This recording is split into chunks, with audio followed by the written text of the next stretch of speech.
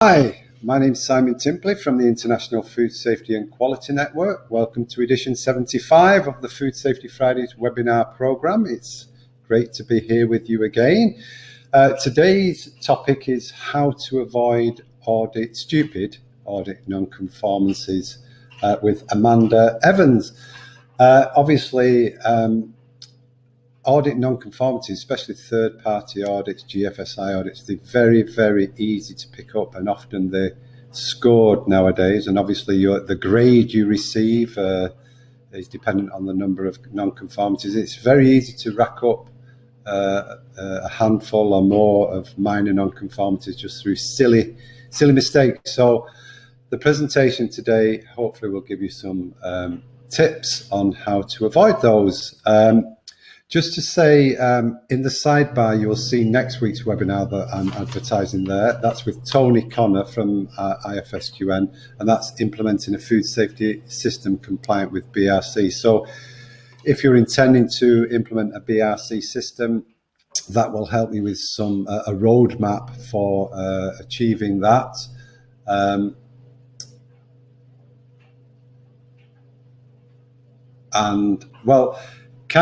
If you can hear and see me, please do type in, because there's a lot of people saying that they've got an error.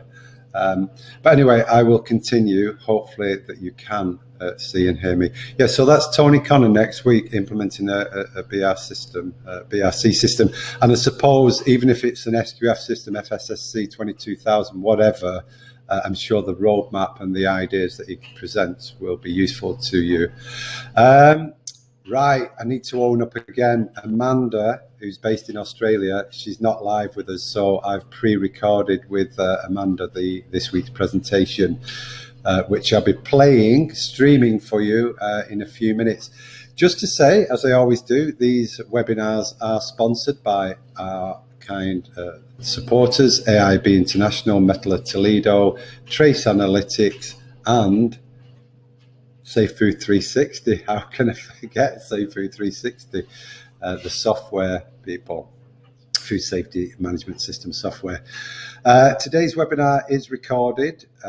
You will get a copy of the slide deck, the certificate, and the video recording within 20. Well, I normally send it the same day, so later on today you'll have that. So welcome everybody from Russia, Wisconsin, London, Mississippi, Thailand. I love it. Okay. Right, I'm going to press play now on the video. Hopefully you'll all be able to see it. And I'll be back to issue the certificate in a little while. Okay? I'll speak to you soon. Bye.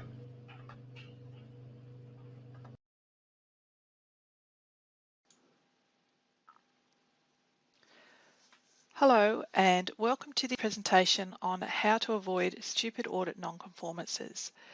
My name is Amanda Evans-Lara from HACCP Mentor, and thanks very much Simon for allowing me to give this presentation as part of the International Food Safety Quality Network's Food Safety Fridays. Now, if you haven't heard of me before through my HACCP Mentor website, just a little bit of background information. My name's Amanda Evans-Lara, and I've been a food safety compliance specialist for over 20 years now, where I've been working in food safety compliance. I started my life as a food inspector with New South Wales Health, based in Australia, where we would work on tracing products and raw materials as part of food poisoning outbreak investigations. I spent a fair bit of time doing manufacturing inspections and audits, before finally moving on from government around 14 years ago to start my own food safety consultancy business. Now within this business I focus on developing HACCP programs, and product labelling is quite a big area that I do focus on. I'm also currently certified as a food safety auditor, and I have been auditing some of the bigger GFSI standards around SQF, BRC. Although I'm kind of pulled back a lot on auditing now, I still have a big focus in making sure to educate people around what the requirements or the compliance requirements are for the GFSI standards. Another big area that I focus on is online training. Anyway, you can go over to my website at hassopmentor.com if you want to see more information and check out further details on my professional background. Anyway, so let's get into today's training. As I said, it's on how to avoid stupid audit non-conformances. And the purpose of this training that I'm really trying to get through is to give you practical strategies to help you avoid those stupid non-conformances that I have seen at the thousands of audits that I've done over my time, and to help you to be more organised when you come up for your next audit. So as a basis of all of this, we first need to understand what actually is a non-conformance. So you can see on the screen here, a non-conformance is a failure to comply with a requirement of the organisation's quality system. So that means that if you've written in your documentation that you are going to do something and you haven't done it, that will result in a non-conformance. If you have a requirement of a customer standard or a GFSI standard or any type of, say, audit criteria that you're getting third-party or second-party audited to, if you fail to comply with that, that would be considered a non-conformance. And then, of course, as a base level, any legal requirement. So it doesn't matter where you manufacture your food. If there is a legal requirement that you haven't complied with, that will be a non-conformance. Now, as a QA, as you being a QA representative, there's a lot of non-conformances that you don't really have control over during the audit process. You just have to remember that auditors are magnets for finding issues. I like to call it a sixth sense. It's also what I believe an auditor's superpower is, to be able to find stuff that you think there is no way that they will find. So just remember that Murphy's Law will always come into play. That being that anything that can go wrong will go wrong during an audit. And this is played out in, I don't know how many audits that I've done, where I've found things that just out of randomly, or things have just kind of magnated towards me. We'll go into this a little bit further later on. So when we start looking at non-conformances, we can roughly group them into four kind of separate areas. So you can see on screen, these are premises, practices, documents, and records. So premises really involves the construction or access or any type of security issues to do with your building or the place that you make the food. Practices are actually what's happening or what's observed. So say the auditor is there just watching the food production. So this is where they may be looking at what people are doing, what the process is doing. So these practices can be focused on the actions of people or the implementation of procedures or policies within your organisation. Our next area is up the top there, documents or documentation.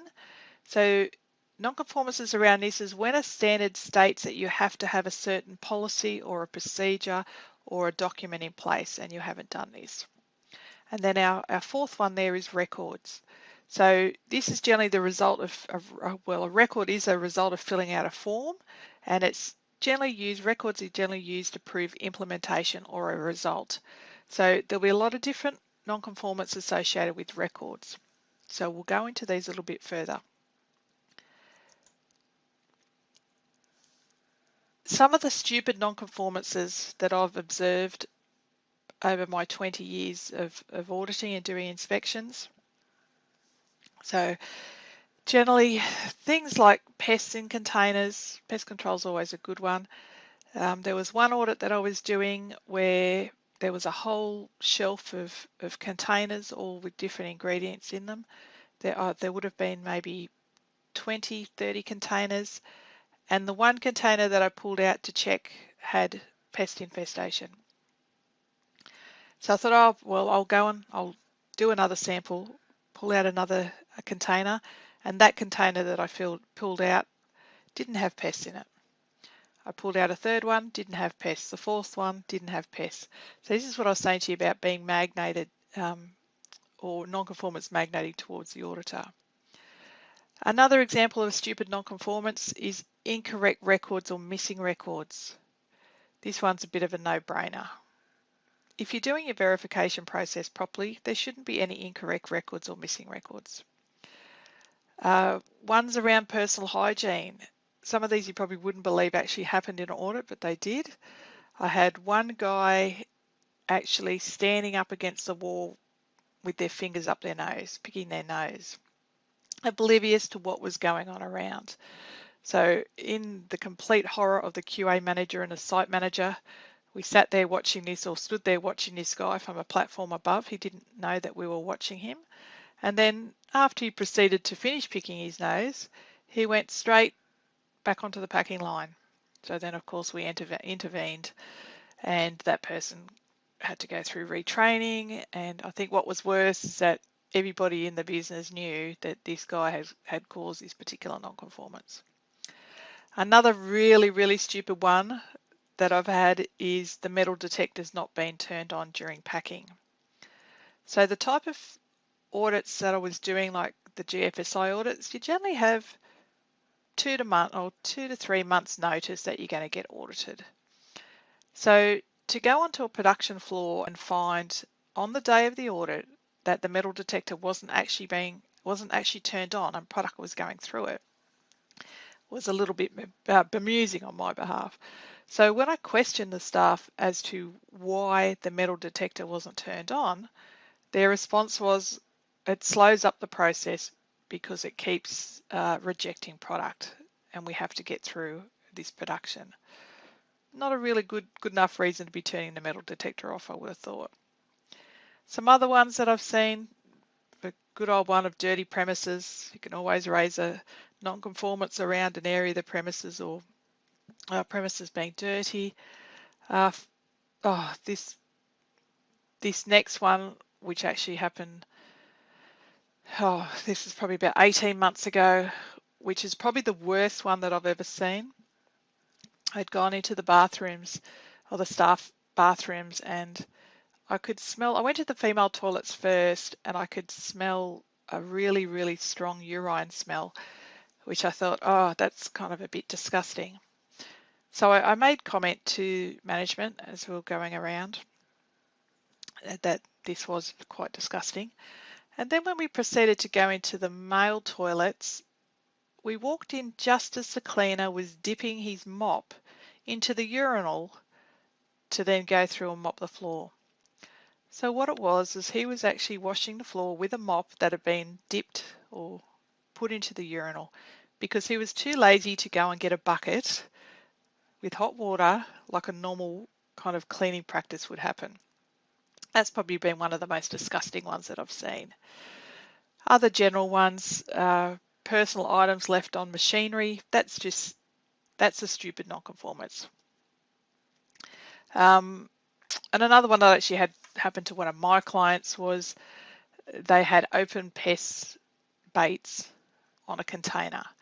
And it was funny how this one came about because I had said to the maintenance guy before the audit, can you just go around the factory and double check that all of the pest bait stations have been secured. So thinking that was a fairly straight instruction, just check that they're all secured. So I wasn't really quite sure how when we started walking around with the auditor that all of a sudden there was open pest baits sitting on top of ice cream container lids.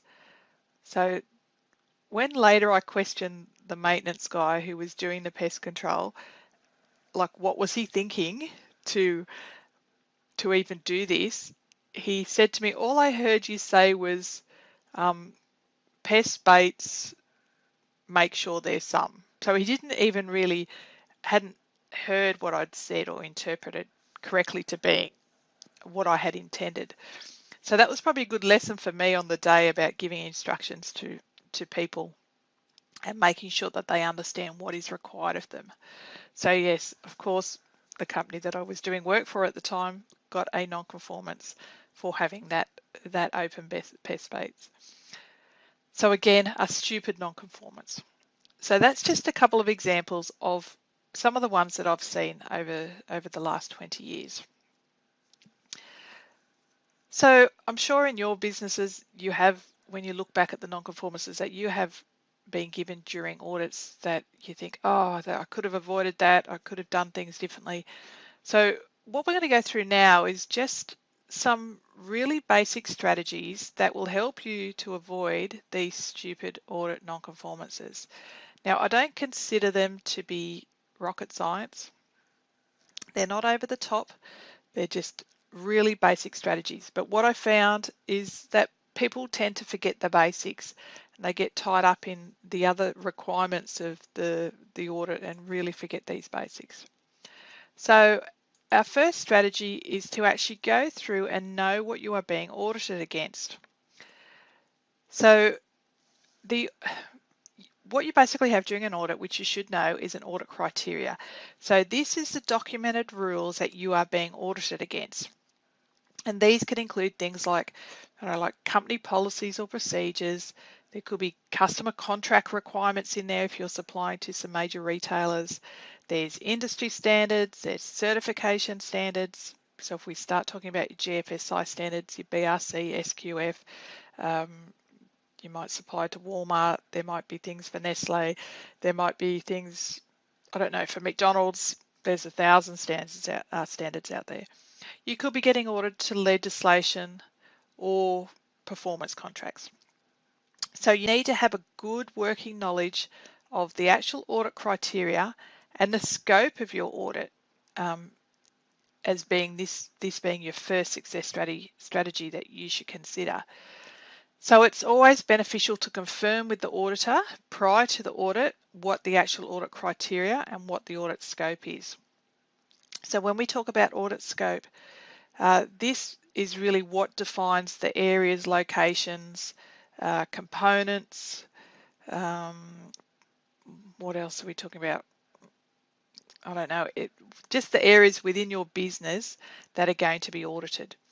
So these can include things like your entire business. There may be particular locations. So maybe you're just going to be auditing the maintenance shed or the production area or the main office. And this really depends on the type of audit you're having done. So whether it's a third-party certification or whether you're doing internal audits. The process flows. So maybe you're just going to audit a particular product development from raw material to the customer distribution for one line. Say your company has 4 different lines within the business. So maybe you're just going to audit just one of these lines. What else have we got here? We've got maybe just going to be auditing induction of new staff. Maybe it's just an actual procedure that you're going to be auditing or getting audited against. So some of your other individual procedures, maybe it's taking a customer order or how you store hazardous chemicals. So really defining that audit scope is going to put you in a much better position when trying to avoid stupid audit non-conformances. When you actually know the criteria and the scope, you can document and implement your systems, policies, and procedures to comply with those rules. So having this clear understanding of the rules is really just that starting point, and I cannot emphasize that enough, that this puts you and the auditor on at least the same page moving forward. Now, our second strategy is management commitment. So commitment is required at all levels of management to ensure the success of any compliance or audit activity. This is a bit of a no-brainer. If we don't get that management commitment, the audit process can be quite stressful for everybody involved. And for those of you who don't have that commitment currently within your organisation, you will know what I'm talking about, the extra stress involved there. So management commitment can take on lots of different forms, but the underlying requirement is that it starts at the highest level of the business. So the commitment here is required for not only the development and implementation, but also the maintenance of the components within your business that are being audited. So commitment can be displayed through many different actions, which can include things like the provision of human and financial resources. We'll just probably focus on that in this presentation. So when we have a look here, adequate resources are required to be provided to ensure the success of any process, any audit process. So not only do you need the human resources, so the people to actually do the development and the implementation. That's the other important part for human resources. Who is going to implement your HACCP system or your food safety system, but also for the maintenance of these business components. So you need this to be able to show these resources during the audit process. So making sure your technical staff are present, that's a big thing, and available during the audit to answer any relevant questions can not only save the business time and money, but also contribute to a positive audit outcome. If you've got somebody in the business who's responsible for a certain area and they're not there during the audit, it makes it very hard for, say, I don't know, the QA manager may have no decisions around the training part of the business. So if the human resource person isn't there, non-conformances can be easily raised because they can't find the information. So keep that in mind. Our next area or next strategy is audit preparation.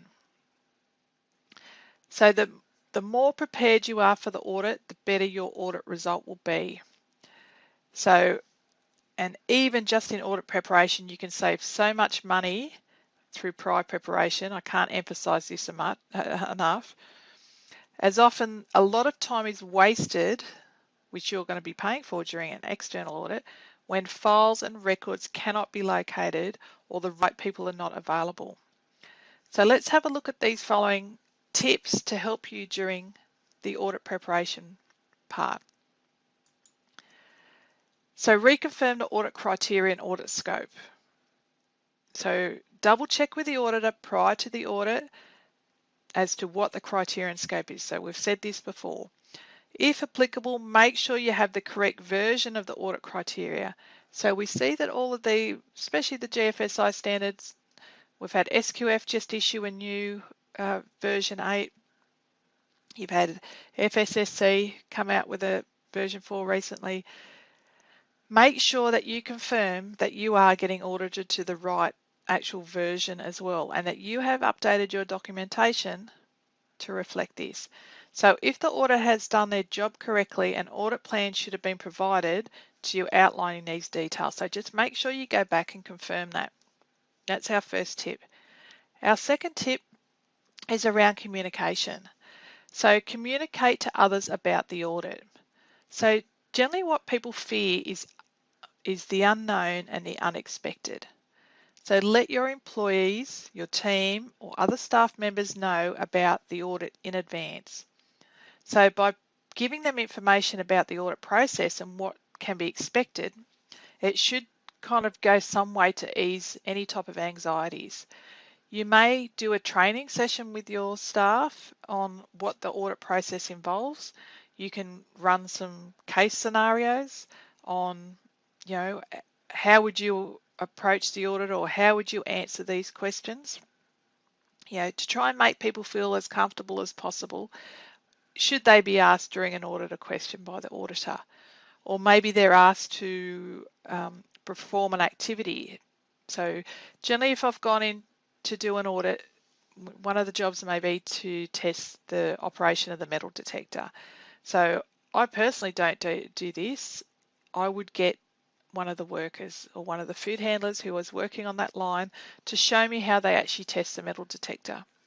Now sometimes people, they get really nervous around this and then they fumble and things go wrong and all of that type of stuff. So this is where communicating prior to the audit and giving a bit of training can help your food handlers be a lot more comfortable and a lot more ease should they actually be asked by the auditor to demonstrate any type of competency or be asked any question.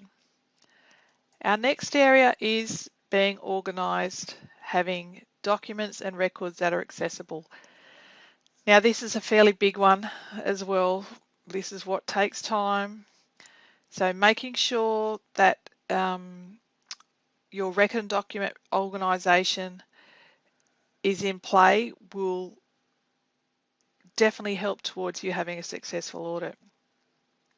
So you should know where to find information quickly when requested, but better still, you should have a logical document filing and retrieval system which if you give to the auditor, they should be able to find the information with ease. I was in an audit where basically I walked into the boardroom and they just had all of their folders all on the boardroom table. None. So if you have a look in the picture there, there's white folders. So they just had all these white folders. There was no labels on these folders or on the covers. Like, it's not like I could just quickly look and go, yep, that's the pest control folder, or that's the cleaning folder, or that's the R&D folder. There was no kind of organisation around that type of stuff. And then I was told, okay, we'll come back in a couple of hours when you finish doing that.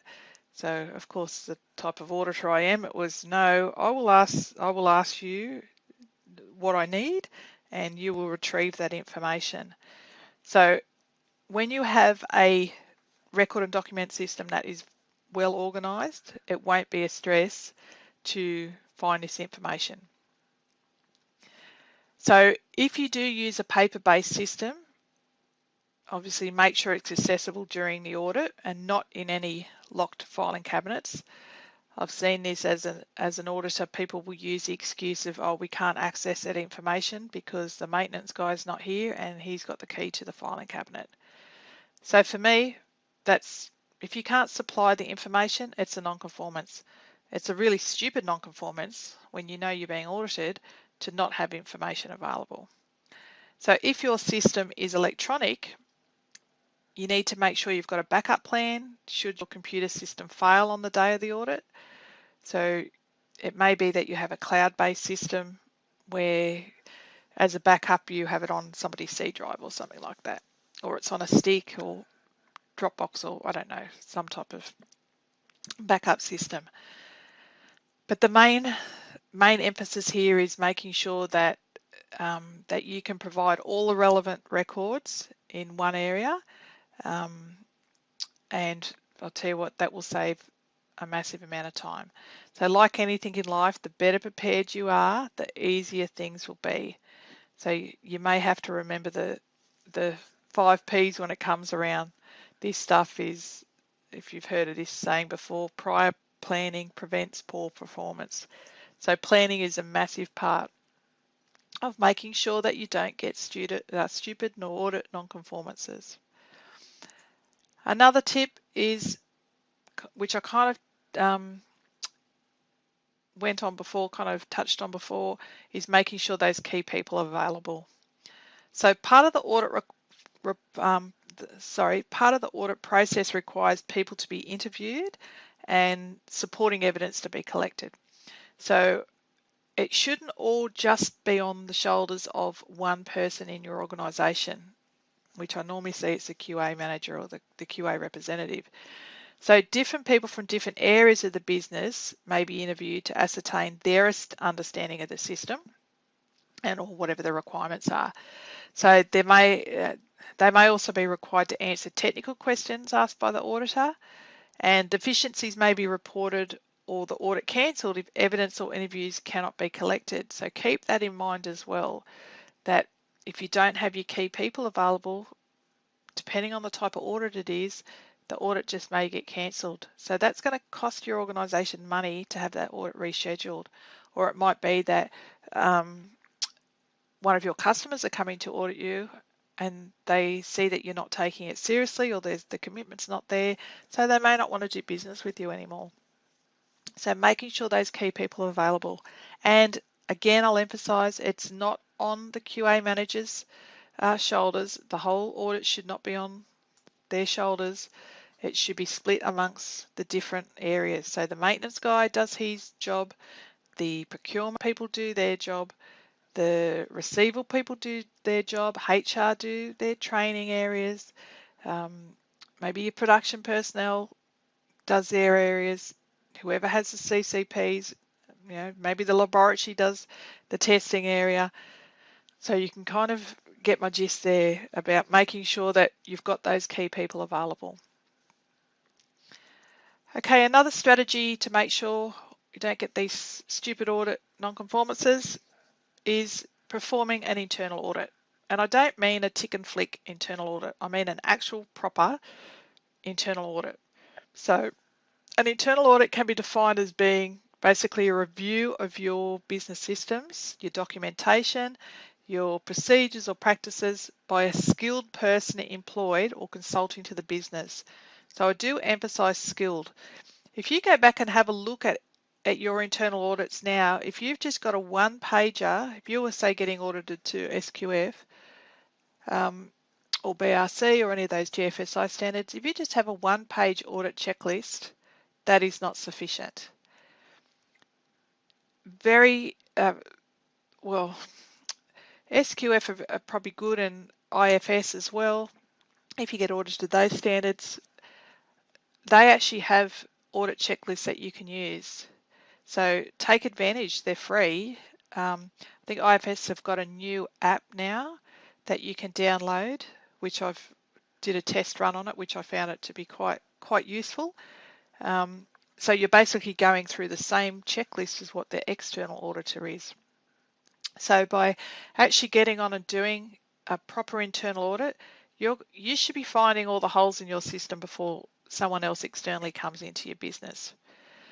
So when used appropriately, internal audits can really assist your business by adding value to the organisation's activities, and it really does contribute towards improvement. So an internal audit is recommended to be performed prior to the external audit being undertaken. So generally I would do the internal audit maybe a week or 2 weeks before the external audit, just to make sure everything is entirely up to date, to make sure there's no verification activities that are due that haven't been performed. So actually conducting a really good internal audit provides the opportunity for comparison to be made between the audit criteria and what your current business documentations and practices are. So any issues identified can then be rectified prior to that external audit. And that's the great thing about doing that internal audit just before the external one. And if you do it properly, you really shouldn't be getting stupid audit non-conformances around documentation or records, or say documentation not available, number one, or records not being available, filled out, or incorrect, because you should have picked up all of that stuff prior to the external, or when you did your internal audit. So if the internal audit has been done correctly and thoroughly and against the actual standard or the audit criteria, you shouldn't really get any extra deficiencies.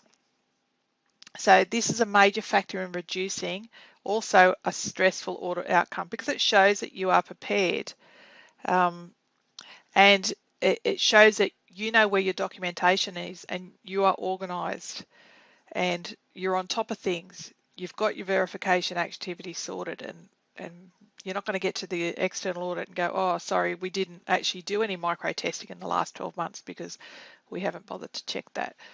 So doing an internal audit, I can't emphasize that one as well enough. Staff training, like anything to work well in a business, is making sure that staff are adequately trained.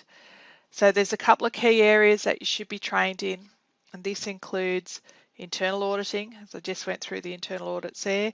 The person needs to be competent, know what they're talking about, know how to write non-conformances and how to actually assess evidence is an area.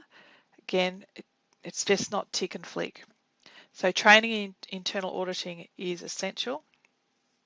You can go and do face-to-face internal auditing. I know IFS have an internal auditor course that they run online. Hasset Mentor also has a on-demand internal auditor course which will take you through the process. Staff should also be trained in what to expect. So I touched on this before about communicating to everybody about what's going on around the audit process. So take a training session with your staff to explain why you're being audited and what the benefits of that audit and what it means for the organisation to be able to maintain a particular audit standard or audit certification. Staff training should also be around your general procedures and processes. So this, it might be on how to operate the metal detector, or how to, I don't know, pack the right product, right packaging. So for labeling, all of that type of training on what you actually do within a business, that can be either formal or informal training. It could be on the job. You could do blended learning, which is it's a blend of face-to-face on the job, or online training, or on-demand training. So staff training is quite a big area with that as well. So there are our main strategies that we want to ensure help us not to get these stupid audit non-conformances. So if we go back again to what they were, we looked at know what you're being audited against, making sure that you do have that management commitment, making sure that you're prepared during the audit, making sure that you've done an efficient and effective internal audit, and making sure that people have adequate staff training on what to expect, and also in the internal auditing process. So just to recap, in this presentation, we've gone through what is a non-conformance. I've also got some other training that I did for the International Food Safety Quality Network. I think my presentation from Food Safety Live 2016 was around non-conformances. So go back and have a look in the IFSQN website under their, I think it's under their resources section, back to Food Safety Live 2016, and you can watch that if you want to learn more about non-conformances.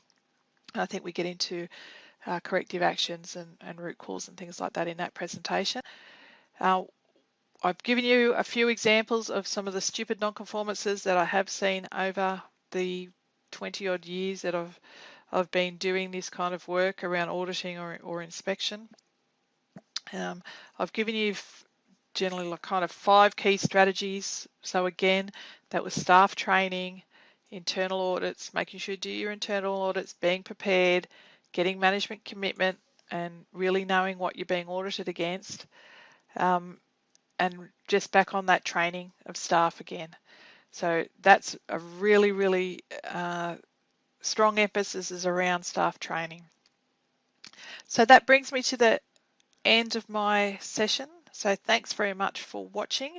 If you want to learn or keep up to date with any other compliance issues, just jump over onto the HACCP Mentor website, and you can sign up to go on a list, a mailing list that'll keep you up to date with, and give you some other tips on how to comply with certain GFSI standards and other food safety aspects.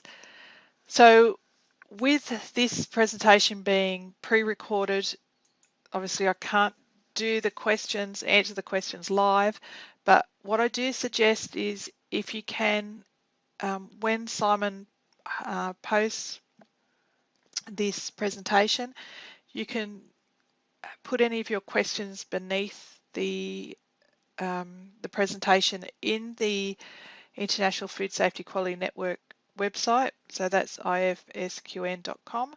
So underneath the presentation, whack your questions in there, and then I'll get on and answer them. Alternatively, you can email me at amanda@haccpmentor.com, and I'll be quite happy to answer any questions then. And as we've gone through the presentation, Simon may have also been able to answer some of your questions if you've been using the chat feature. So thanks very much again. Thank you, Simon, and thank you to the International Food Safety Quality Network for hosting these Food Safety Fridays as a great way to educate the industry. Thanks again. Bye. Okay, thanks, Amanda. It's quite straightforward, really, isn't it? You need to understand what the audit's about, what the scope of the audit is about. Hopefully, get a checklist, have a checklist already to know what they'll be looking at and looking for, and then prepare your organisation, inform everybody, involve everybody.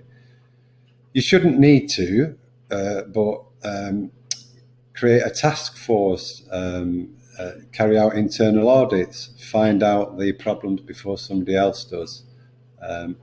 It's quite straightforward, really. If you have any examples of crazy, weird non-conformities that you've experienced, just type them in the chat bar now.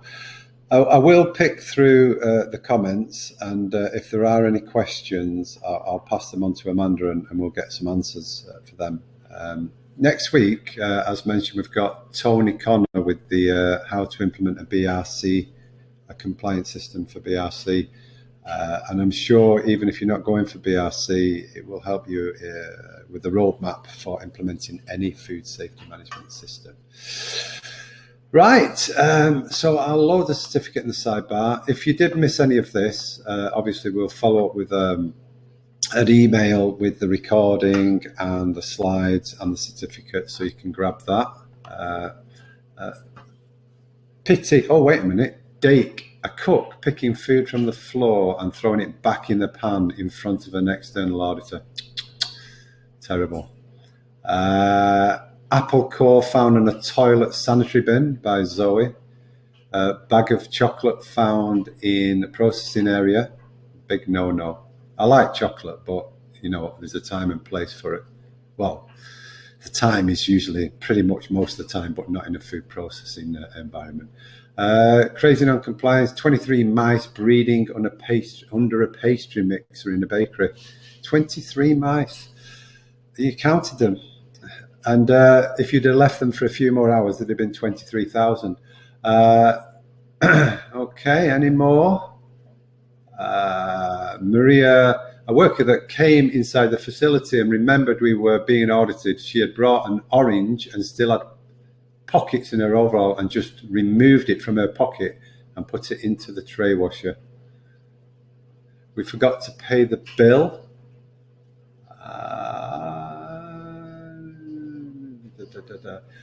Cough drops on a computer stand, dripping from an evaporator. Warehouse employee put a piece of gum in his mouth while speaking to me. Oh dear. Don't you just love the shop floor staff? Taking lunch at a duty post. Mold in a cake display case, touching the cakes. A customer purchased one. As Amanda said, what can go wrong will go wrong, Murphy's Law. But prior planning and preparation and communication does help to alleviate some of these things. A windy day turned 2 outside pest control stations around facing the wrong way. Okay. Anything else? Any more? Okay. I think we've had enough now. It's time to get back to work. We'll see you next week with Tony Connor. You'll just react on the emails in the meantime. Don't forget the certificates. You have to download it from Dropbox, and you can either open it in a graphics editing software such as Paint. That's the comes with Microsoft Office. Just open it in Paint and then just type your name, or print it and sign your name.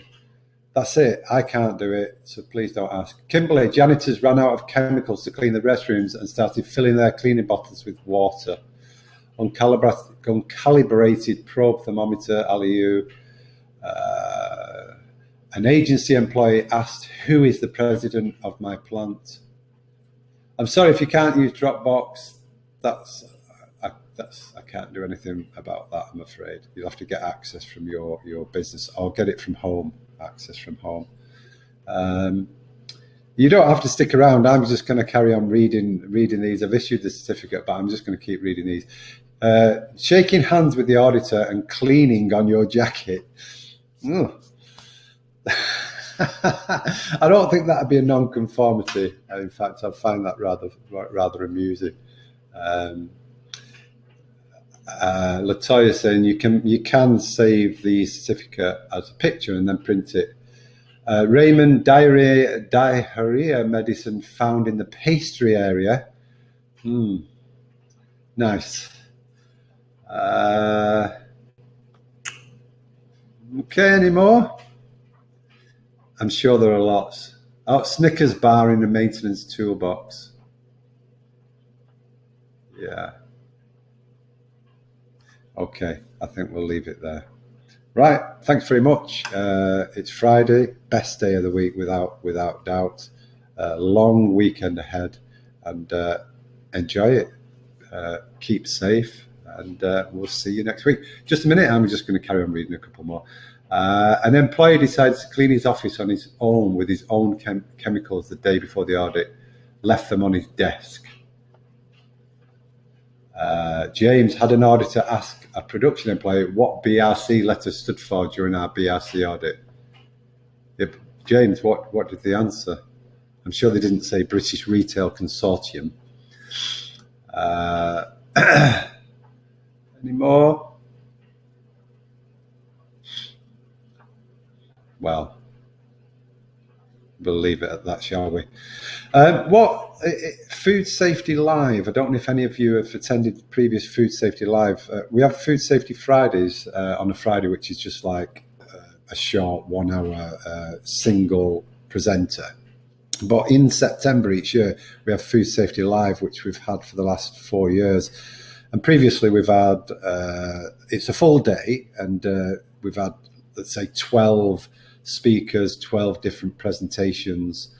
And then another year we had like roundtable discussions. And I think we're thinking about doing something like that, sort of having a topic, let's say, I don't know, how do I get buy-in from shop floor, middle management and senior management, and then having some experts there, and you can just sort of openly ask questions live, and we can just respond to those questions, and just sort of something like that, have some sort of themes, 3 or 4 themes, and we just have maybe an hour or so on each and just have open questions. Or we could even pre-ask you to submit questions as well. Or we could just do PowerPoints. Let us know. I'll put my email in the sidebar, and you send me your ideas of what you want to see at Food Safety Live this year. It'll be sometime in September, sort of mid-September, so we have got some time to prepare. So yeah, what we want is you to get something out of it. And if you want to ask some questions of experts and have more time with the questions rather than just PowerPoints, it's up to you. Okay, right then, I'm going for some chocolate. Enjoy your weekend, and we'll see you next week. Take care. Bye.